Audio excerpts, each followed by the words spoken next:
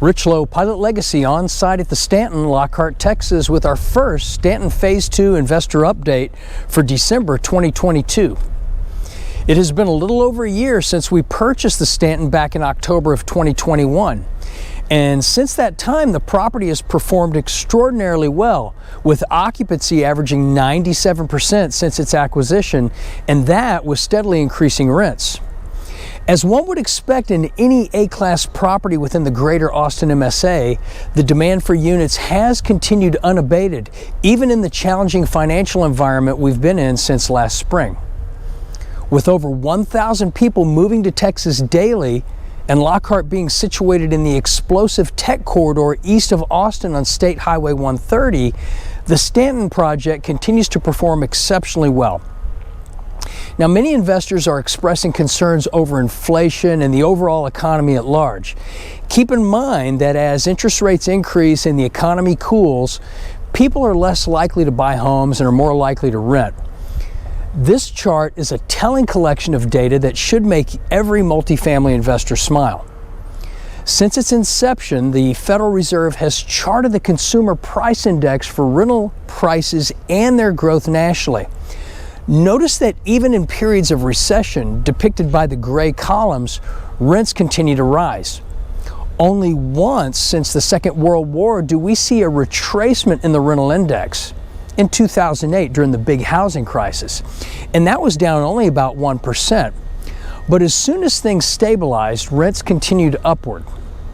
Paint and sticks and shingles and bricks go up with inflation. Consequently, that makes apartments a great investment in any inflationary environment.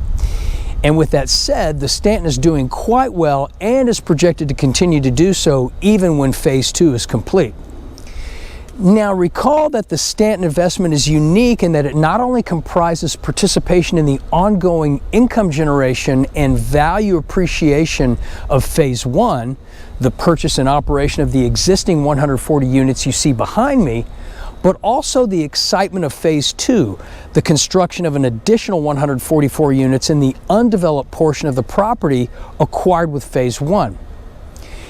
As a refresher from 2021's investor presentation, here's a recap of what has been planned at and around the Stanton. The Stanton and its Phase 2 parcel is visible in the foreground. East of the Stanton is a soon-to-be-developed single-family neighborhood.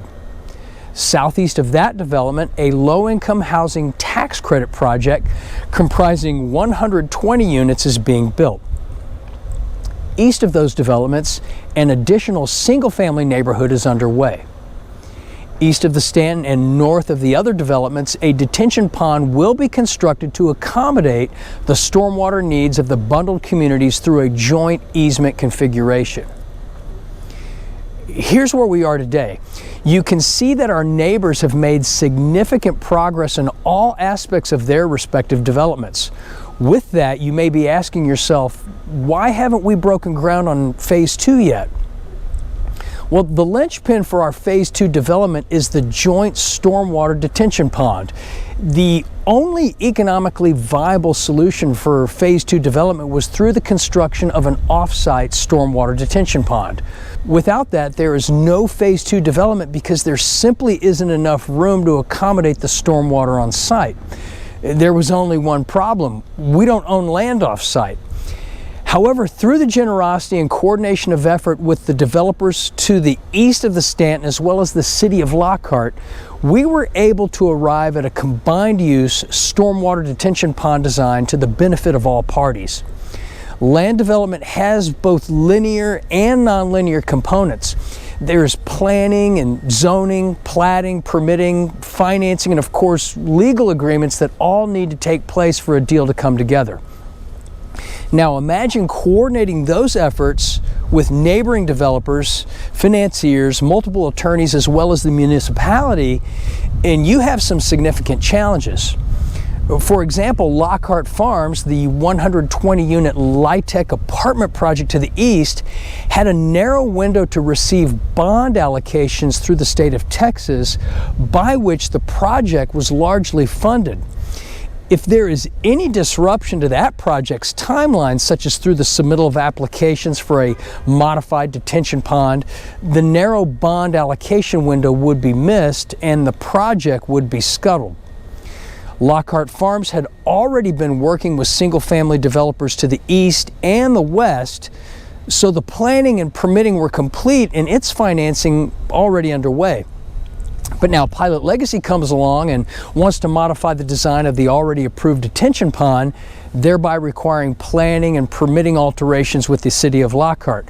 Well, you get the idea. What this means is that we needed to be patient and let our neighbors' projects get fully entitled and underway before submitting our requested modifications to their plans with the city of Lockhart, so as not to hinder our neighbors' progress, as they were already well underway before we even purchased the Stanton in October of 2021.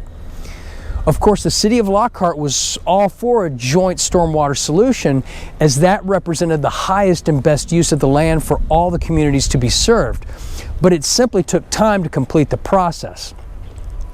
Additionally, when interest rates started going up last spring, our Phase 2 lender cut our loan proceeds, thereby altering our financial model for Phase 2.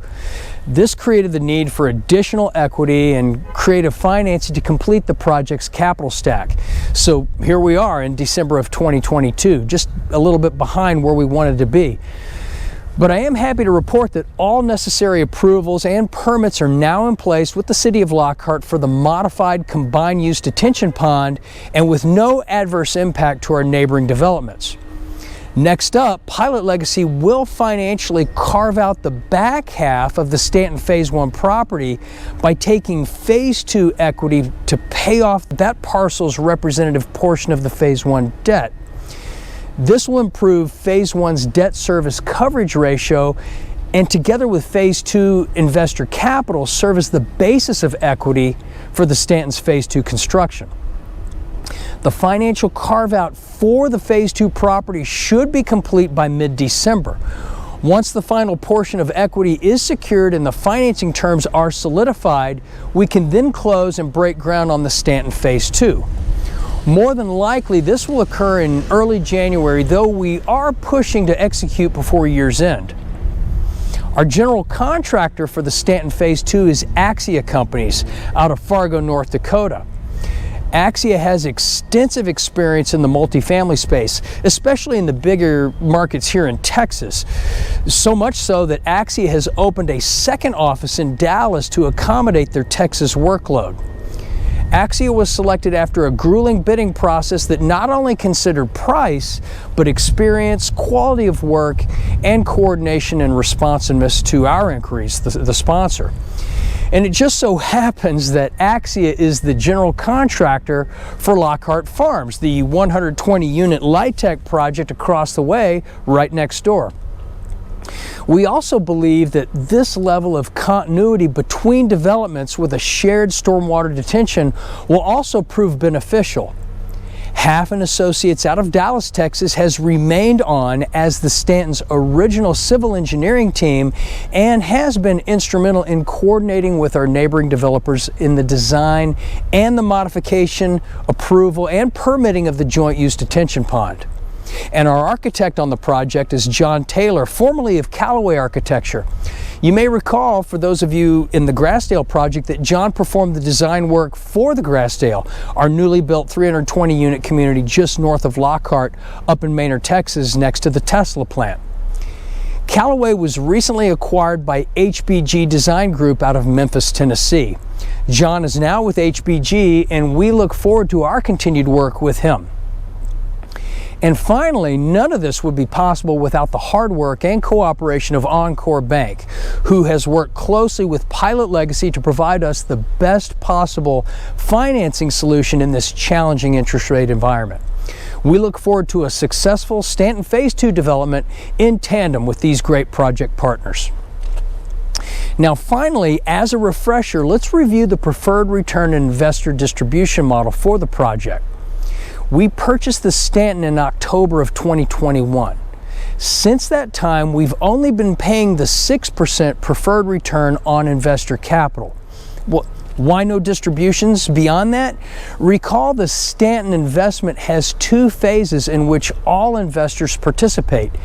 Even though the execution of each phase occurs with 2 separate tranches of capital, until we fully fund phase 2, we won't know what constitutes the overall allocation of investor ownership across the project in its totality.